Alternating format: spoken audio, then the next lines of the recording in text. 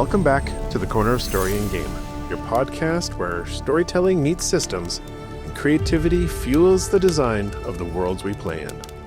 I'm your host, Gerald Ford, and today I'm excited to welcome back Ashley Poprik, narrative designer, story consultant, and one of the most thoughtful voices in the ever-changing landscape of interactive storytelling. Ashley's background spans AAA games, fan communities, and narrative systems that emphasize player experience and emotional integrity. In our last conversation, we explored design first, story always, as we dove into how the narrative designer's role is constantly changing. Today, we're going to pick at a new thread, one I know will resonate deeply with many of you listening. We're talking about how writing what you love, things like headcanon, fanfiction, homebrew, can help you on your path towards becoming a narrative designer. How storytelling that starts in communities, on forums, and in personal spaces can shape the skills and the mindset of someone ready to contribute to major game franchises. So let's get into it. Ashley, welcome back. Thank you for having me. Of course. I wanted to sit down and talk with somebody about this topic, and you seem like a natural fit for it, so I'm excited that you said yes. I was really excited when you sent me this topic. I love talking about this. I've had a couple of talks where I have just focused on the cross between fanfiction and actual IP writing. So I'm excited to get to actually have this in a conversational way and talk about it some more and go more into depth. Well, I'm going to pick your brain and see what we can discover in the corners there. Before we dive in, though, I usually like to do the origin story, but you've done that before. So why don't you just bring us up to date since last time? What have you been up to? What's happening? What's got your interest these days? Yeah, I have been working with Bungie as a senior narrative designer on the latest expansions. That's been really fun. We have a expansion coming out in December that I am just personally really excited about. And some other perhaps NDA things are going to be coming out of mine also in December. So you should just be on the lookout for that on my socials. I will be posting about it and being as annoying as possible because I'm really excited for what I got to do. And I have also been working on this like little pirate beat 'em up game. I have been just kind of exploring basically other disciplines of game development and trying to just see how everything fits together really so I could just make narrative as best it can for games. But I just want to see how the entire machine works as opposed to just like one little sector. So I've been doing a bit of that as well. And yeah, it's been a very busy time, but a very fun and rewarding one as well. Very cool. Is there something specific that you're really like diving into and enjoying, like Unreal or something? I don't know. I have been working in Unity. Yeah, so it's the first time that I've actually done anything in Unity. I had worked somewhere where we were working in Unreal, and I've kind of dabbled a bit in it, but I haven't actually gotten to play with Unity before. I also tested out just when trying to find what the perfect engine would be. I played around a little bit in Godot. That one was fun, extremely different, just especially kind of like coding wise from Unity. And after kind of playing around with them both, I was like, Unity is closer to Unreal. And so it was like a little bit more familiar to me. And so that ended up being what I was going with. But it's been really cool because the game is also a 2D game that is all like hand drawn. And so it's just very visually, I mean, not to brag. I'm not the one who's doing the art, but it is very visually stunning. Even when I am having all of these design problems, because I think more in a story sense than I do in like a level design sense. Mhm. I do a lot of play testing, and people will be like, "This is like really confusing and weird," but the art is fantastic, and I am like, "Yeah." So if anything, I at least have this really beautiful game to present. Very And cool. yes, you will get to see that in the coming year. Not 2025, but like a 365-day type year. Gotcha. Gotcha. Very, very cool. Well, thanks for catching us up. Let's dive into the topic at hand. And like you mentioned, you have talked about this before out in public. Fan fiction as part of your creative background. How did, finding your roots back in fan fiction, how did being introduced to writing in such a way shape how you thought about characters, worlds, player experiences? So before even knowing that game writing was a discipline that existed, I was a big fan fiction reader and also a writer. I feel like just growing up, I didn't think about it as, oh, this is professional development. But I was just so engrossed in these franchises that I already loved that I just felt compelled to contribute to them in some way. My very first fan fiction that I was like really serious about, I had been writing like multiple chapters and stuff, was a Doctor Who spinoff, but from like the really old Doctor Who. There was this really great companion, I think, with like the Tom Baker Doctor Who. And I was like, okay, fun. I'm going to write about going on adventures with her. And it was so nerdy, but I feel like it helped me just understand creatively also what telling a story was. I was like, I don't know, I was just a very strange kid. And so I would take these chapters and I would give them to like different teachers, not English teachers or anything. They were just teachers that I liked, like a history teacher, a theater teacher. And I would just give them my like handwritten chapters and be like, oh, take a look at this. Tell me what you think. And they would actually read them and be like, yeah, I don't know. It just felt very creatively fulfilling because they were also very interested in what was happening next and they would have questions and stuff. And I felt like at the time, of course, I was like, this is just like something that's really cool and fun and exciting. And I'm just like pouring all of my love into this one fan fiction. But then now that I'm looking back at it, it was kind of the first time that I got to get like a feedback loop. And it was the first time that I was taking notes and seeing what people were interested in, and honestly, almost kind of like play testing, to then, keep iterating and keep building upon it. And that really helped just the way that I think about how to be a game writer now. You're a lot of times the games that I'm working on are going to be a sequel or they are going to be, an adaptation or a continuation from a franchise that already exists. I feel like it's very rare to be working on a game just like from scratch that has nothing already established. Especially, I mean, even when you are working on a new original IP, the chances of being hired like at the beginning where you're like really planning everything are still super low. So if you're just in different parts of development, you're having to do all of that research and understand what all has come before you in terms of history, and then you're building the story off of that. And writing fan fiction and reading fan fiction as a kid really helped me kind of build that, just that idea of, okay, well, the way that these characters are portrayed and the way that these worlds are written have to come from a place that, players have already existed and loved and will continue to love.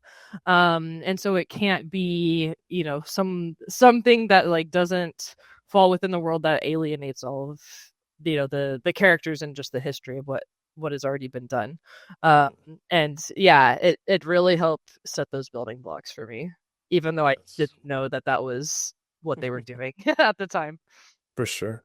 It seems to me like writing fan fiction is an accessible on-ramp for young writers who want to like flex their muscles and develop skills, but still in a familiar space almost. But I guess, what would you say would be some of the primary actual craft muscles that you would learn from writing fan fiction that then become applicable to game writing or narrative design? A lot of that is kind of releasing things in those bits and pieces. So with a lot of fan fictions, they don't come out as the full story at once. People will release chapters, or they'll release things in little bits and pieces, or sometimes they'll even go back and editing, they'll go back and they'll edit stuff. Mhm. And I think that that is super useful, especially when you're doing game writing as opposed to, some other form of medium, because things are being basically, yeah, they're being play tested. You're seeing what the audience likes and enjoys, and then you're going back and you are writing and you're changing things, and you're taking characters different ways based on what that feedback is. And that's something that you can't necessarily do if you're working on a movie, right? Because the movie comes out and how people feel about it is just going to be what how people feel about it. You can't really take that and can continue going with it. And even though a lot of television shows or even films, they'll have like test screenings, or they'll have like kind of that back and forth feedback, it's not something that is widely available to a bunch of people, especially people that are you know just in it because they're also in love with whatever it is that you're making the fan created work for. And so you're getting that feedback from an actual place of interest and passion and love for like what the world is. And I think that that's something that playtesting will give you as well. It's very different from any other mediums. But I also think that the research that goes into making fan fiction is really useful when you're doing game writing. I did at some point work with a studio that was making an original IP.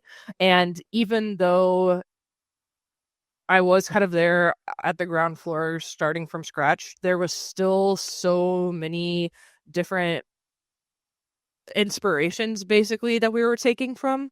And so you have to, really ingest those stories and understand the essence of like what makes it good and what the fans are actually liking of it. What is the feel that you're trying to kind of take and then put into your game. And so I was watching a lot of movies and TV shows. I was playing a whole lot of other games. All things that we're trying to take little bits and pieces of, and that's something that you have to do in fan fiction as well. Not only are you paying attention and watching whatever your fan fiction is based off of in terms of the franchise, but a lot of fan fiction will be able to put these characters in situations that haven't existed before. That's usually the joy of fan fiction, is that you are making something kind of new out of it. It's not already treaded ground. And so you are researching like different time periods, or if there's something that they're dealing with, you're looking at stories that has already had something similar to that. I have not experimented with this personally, but a lot of fan fiction will take place at different time periods, and so you have to understand like, okay, well, what was happening during this time period in this specific area, and so how are they navigating things in a way that their characters would, but in this completely different setting. And so you're doing a lot of just like research of all of that other stuff as well. And when you're working on games, you're usually going to be building upon it in a way that it hasn't, again, it's also untreaded ground. And so you're having to do a lot of research just to make sure that the characters are making sense in the new context that you are providing. And that is something that you can learn very well off of fan fiction. Sounds almost as hard as a real writing job. Right? I know, Yeah. you don't get paid. It's Right. it's service work, but it's for me especially. I mean, just in terms of writing in general, the thing that I love the most about writing, and it's always been this way for me, is seeing how the audience reacts to it. Getting that emotional response from them, whether it's this made me feel incredibly sad, this made me reflect on these things that happened with my family, or oh my gosh, this just was like, it made me laugh all of the time. Being able to have that emotion and reaction is like so gratifying for me. I do read the comments for a lot of my stuff. I'll just really take what people say and kind of tuck them away in the back of my mind. And that's something that you could get with fan fiction as well. So Very it's cool. it gives me the same feeling. Quick sidetrack came to my head. What do you think? And maybe you're not aware of it, but in Minecraft is the one that comes to mind. There is a community of fan fiction that is based off of fan fiction, which is like based off of fan fiction because there's no real story to Minecraft originally anyway. So they started making up Right. stories and stories based off those stories. Now there's all kinds of mythology basically. What do you think of that kind of economy? Nope, that's not the word I'm looking for. I don't know. That kind of space. Yeah, it's really interesting because again, I think it's just people get so interested and engrossed with a fiction that is already existing that they're like, I've got to build upon this. And it's a very special feeling when you have that just like need to continue upon it.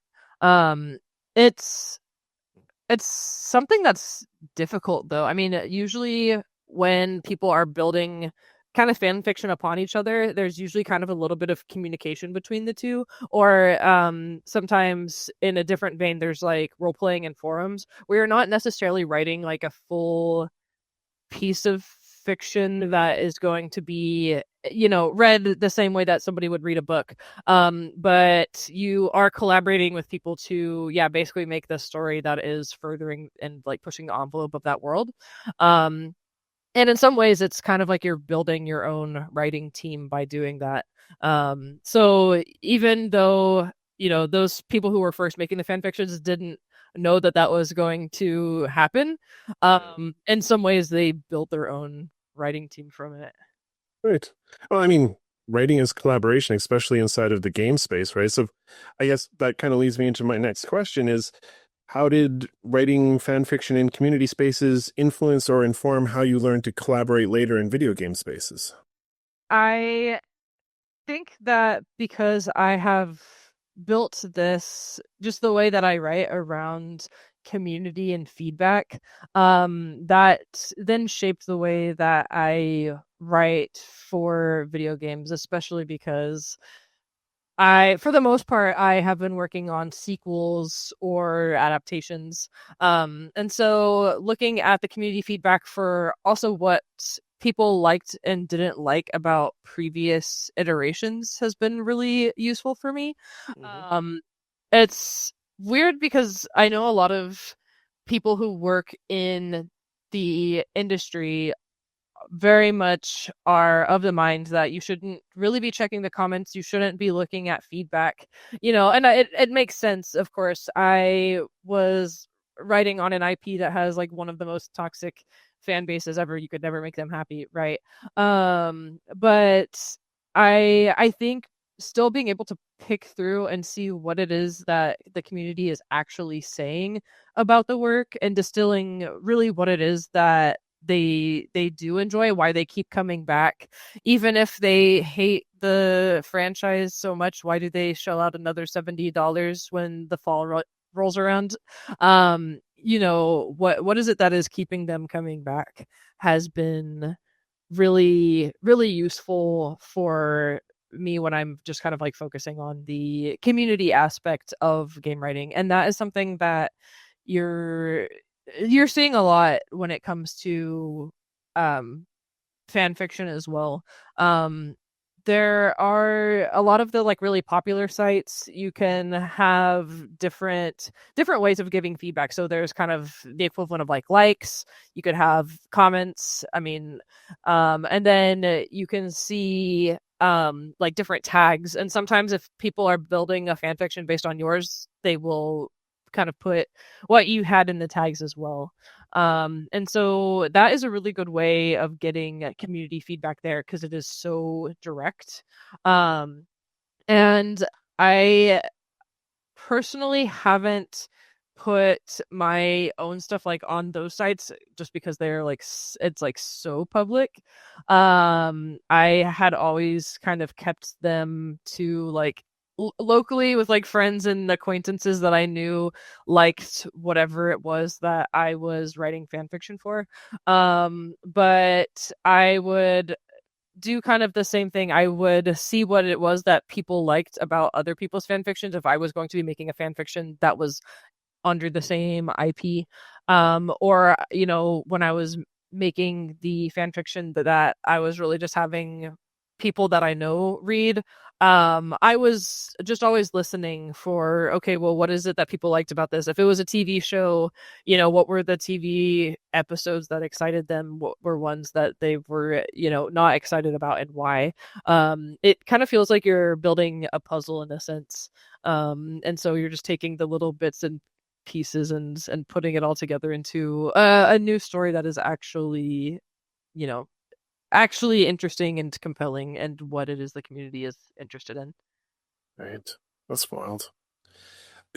For a second, let's look back. Can you actually remember like when you went from, writing passion as to writing professionally, like when you went from fan fiction, that moment or a period of time, was there a major shift? Was there a transformation either in how you wrote, like craft wise, or in mindset or in personality? Like, well, not personality, but like attitude.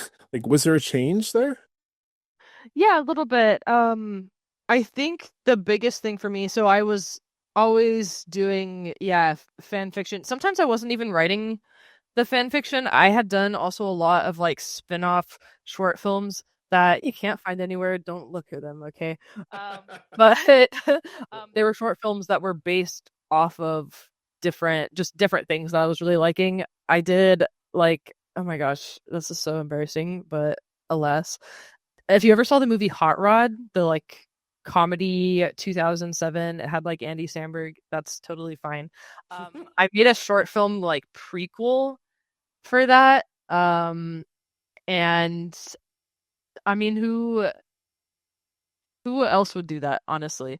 That's cool. But I was just always trying to like push the story either in prequels or in sequels, or doing like a spin-off with a different character.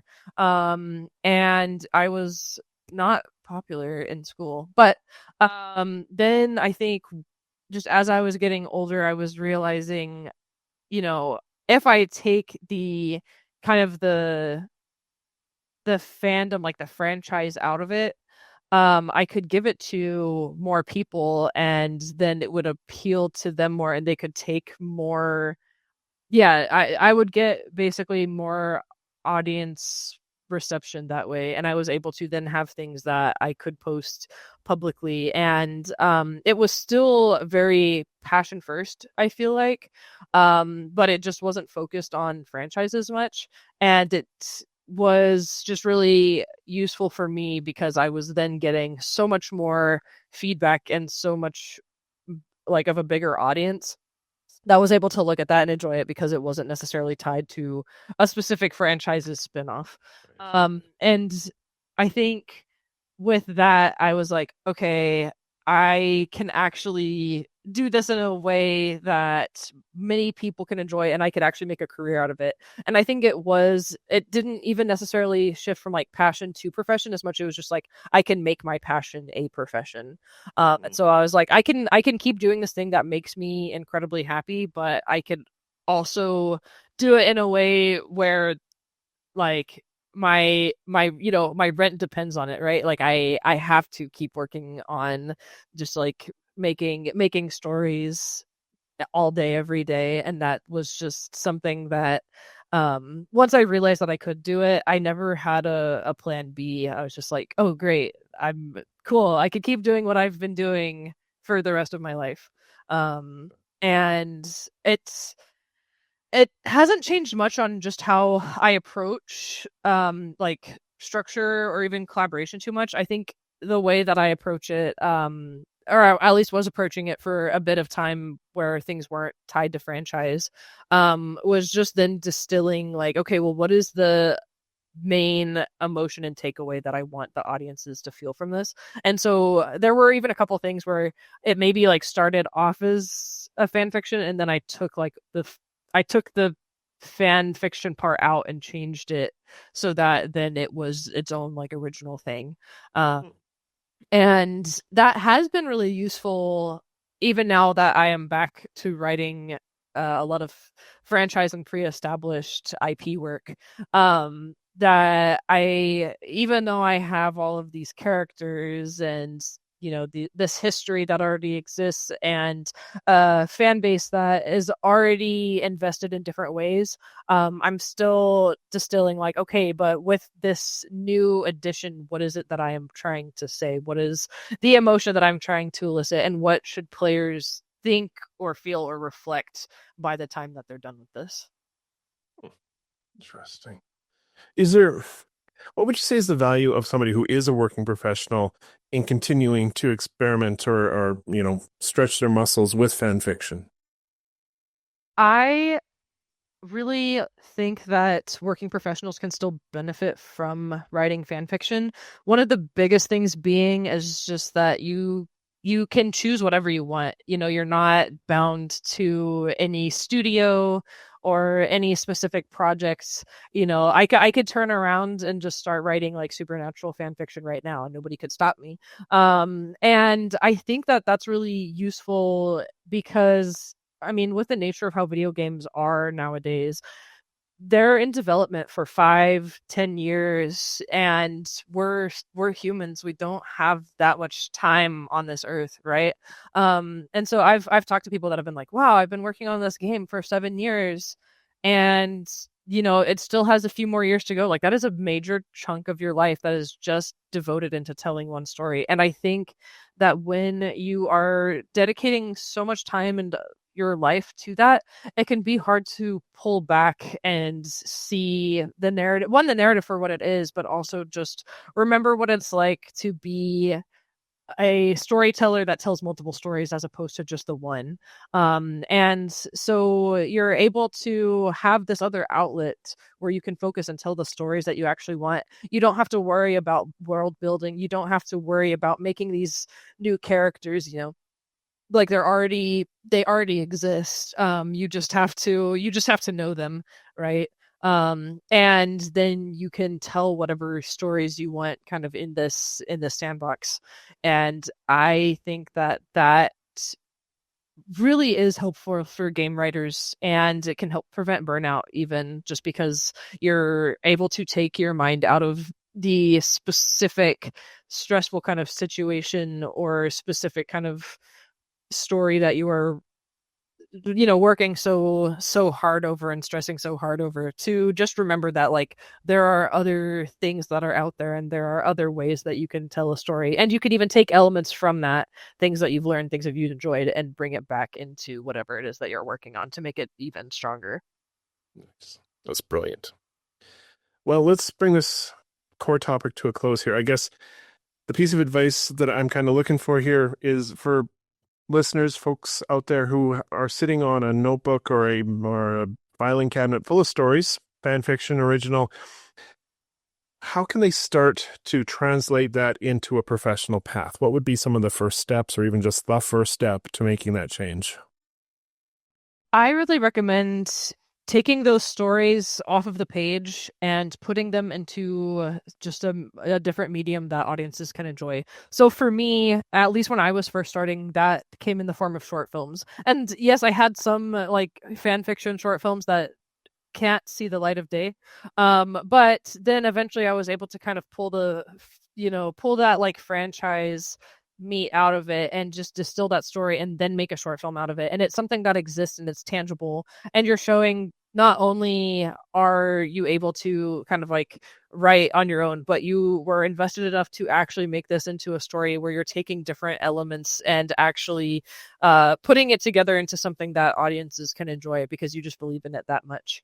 And in some ways, that's what I'm doing as well with this pirate beat 'em up that I'm working on. I have always been a huge fan of these two pirates back in like the 1600s. It was these two female pirates, Anne Bonny and Mary Read, and I was just I just wanted to tell a story with them so badly that I was like, great, well, I'm going to make this into a game because people are going to be able to play it and they're going to be able to experience these two pirates that I am just like so interested in. And it's not in just a way that you can read off of a page. You're experiencing that. You're actually going through it as these two pirate characters. Even though it is silly and I want it to be a little bit stupid, you're still taking something out of it. And that's just something that is really interesting to me. And I think it gets more people looking at your work and seeing that, yes, you are not only interested in just like the words of it, but actually the full medium that it is you're trying to create. So keep working on it, even if the thing you're making sucks. Right on. What great advice. Cool. We're going to start heading for the door here, but I usually ask a philosophical question. I've asked you it before, so I had to come up with a new one for you. So I'm going to throw something new at you today. Let's see. Where is that? Okay. So you've worked across formats, spaces, including obviously personal, professional, and collaborative. When you look back at your journey and you think about writing all these stories and creating these stories, especially ones that you're obviously passionate about, like the pirates here, what does that teach you? The process of creating those stories, fan fiction or professional, what does it teach you about being a responsible, creative person in today's world? Something that I've noticed just when I look back, especially when people are like, "What stories are you proudest of?" Because at this point, I've made so many good and bad. But what am I proudest of? And I always come back to the ones that feel most personal to me and something that I've discovered and gone through. And those are the ones that have also just, I think because they're so close to my heart, those are the ones that also resonate the most with audiences. And so I think that even when I'm writing, big IP work, if I'm working on a Marvel game, something that isn't necessarily focused on like, oh, the gritty, like what does it mean to be human? I'm still really trying to take from my personal experiences and tell something that goes directly from my heart into these characters, because ultimately, we're all people and we are all looking for ways to relate to each other. And when you have something that you truly feel and believe and you put that into your work, other people are going to notice that as well. And so with, when we're looking at today where there is just a bunch of franchises and IP and adaptation and sequels, keeping it, still distilled to how are you telling a story that you have learned something from personally, and how can you put that in there, it's invaluable. That's good. I like that. Well, that brings us to the end of this. I like to do a little signal boosting. Is there anything you're working on that you'd like people to have a look at, or where can we find you online? Yes, since I talked a little bit already about what I am working on, you can hear a little bit more about it on my socials. So I am on Blue Sky, I am on LinkedIn, I am on Instagram a little bit, but where you will find my most up to date would probably be LinkedIn or Blue Sky. And thankfully, I am the only Ashley Poprik around these parts as of today. November 17th, 2025, I'm the only Ashley Poprik. So you should just be able to look up my name on any social media that you are on, aside from Twitter, and you will find me. Wonderful. I'll throw the links in the show notes as well so people can just click and go follow Ashley. Everybody, go follow Ashley. Awesome. That's it. I like to give the guests the last word on the way out the door. So do you have any parting words of wisdom? It could be craft and video games and writing still, or it could just be life in general, or a drink recipe, or... Hell yeah. My parting wisdom to you, fellow viewer, is you should check out some fan fiction. I think that you would be surprised with what is out there, especially if you are feeling apprehensive about just the idea of fan fiction as a whole. There are some really, really great fan fictions, I guarantee you, about something that you are a fan of, and it will just completely broaden your eyes to what the world of what you're interested in could be. And that wraps up another episode of the Corner of Story and Game. Ashley, thank you for reminding us that the stories we write, whether for a franchise or for a fan form, are real, valuable, and full of creative power. And to you, dear listener, as always, thank you for taking your seat at the table. If this episode sparks something in you, please leave a comment, a like, share it with your friends and co-workers, somebody who might need to hear it. Until next time, keep telling stories, playing games, and creating worlds worth getting lost in. Stay safe out there, Wanderer. Your chair will be ready by the fire the next time you stop in at the Corner of Story and Game.